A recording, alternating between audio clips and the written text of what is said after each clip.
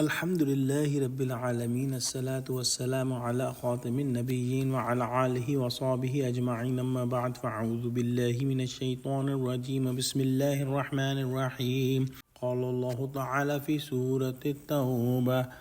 وإذا أنزلت سورة أن آمنوا بالله وجاهدوا مع رسوله استأذنك أولو الطول منهم وقالوا ذرنا نكن مع القاعدين۔ ترجمہ: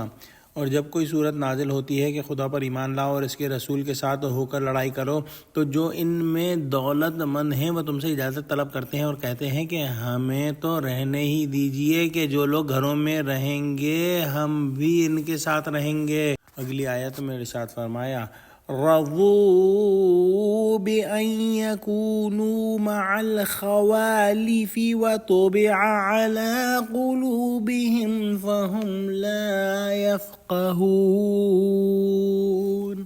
ترجمہ: یہ اس بات سے خوش ہیں کہ عورتوں کے ساتھ جو پیچھے رہ جاتی ہیں گھروں میں بیٹھ رہے ہیں، ان کے دلوں پر مہر لگا دی گئی ہے تو یہ سمجھتے ہی نہیں۔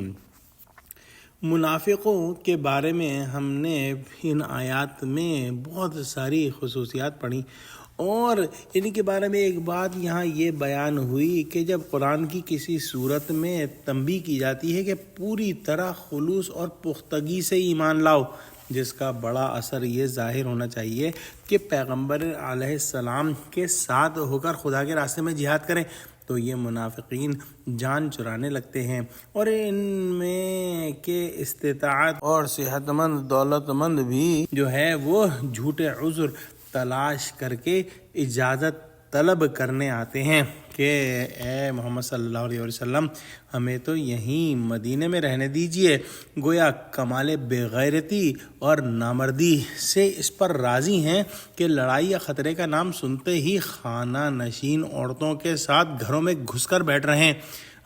جس وقت جنگ وغیرہ کا خطرہ نہ رہے اور امن و امان اور اطمینان کا زمانہ ہو تو پھر باتیں بنانے کے لیے اپنی زبانوں کو قینچی کی طرح چلاتے ہیں اور آگے آگے پیش ہوتے ہیں، جیسا کہ سورہ احزاب کے رکوع نمبر 2 میں بیان ہوا ہے۔ یہ منافقین جو ہیں یہ کذب اور نفاق اور جہاد سے بھاگنے کے لیے اور رسول اللہ صلی اللہ علیہ وسلم کی مخالفت جو ہے وہ کرنے کی وجہ سے اس درجے پہنچ گئے ہیں کہ اب ان کے دلوں کے اندر جو ہے وہ حق بات سمجھنے کی صلاحیت ہی سلب کر لی گئی ہے۔ گویا ان کے دلوں پر جو ہے مہر کر دی گئی ہے کہ اب موٹے موٹے عیب بھی ان کو عیب نظر نہیں آتے اور انتہائی بے غیرتی اور بزدلی پر بجائے شرمانے کے نازاں اور فرحاں ہوتے ہیں، خوشیاں مناتے ہیں اور سمجھتے ہیں کہ ہم نے مسلمانوں کو اور رسول اللہ صلی اللہ علیہ وسلم کو دھوکہ دے دیا، حالانکہ اصل میں خود اپنے آپ کو ہی دھوکہ دے رہے ہیں اور بڑے زور و شور سے جہنم میں جلنے کی تیاری کر رہے ہیں۔ دعا کرتے ہیں کہ اللہ سبحانہ وتعالی ہم کو قرآن کا فہم عطا فرما، ہم اس کو سچوں سے جوڑے اور ہم کو صراط مستقیم پر قائم فرما دے، آمین۔ وآخر دعوانا الحمد للہ رب العالمین۔ السلام علیکم ورحمۃ اللہ وبرکاتہ۔